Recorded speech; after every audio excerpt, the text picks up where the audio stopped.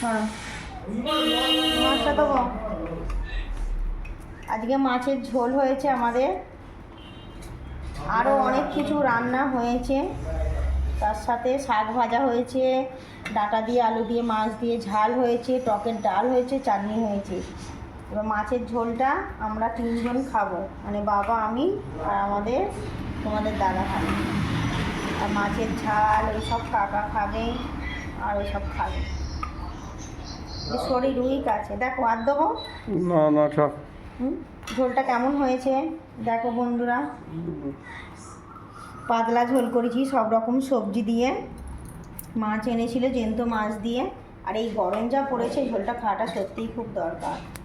সব মানে দু রকম সব হাত, তো সবাই শরীর খারাপ হচ্ছে।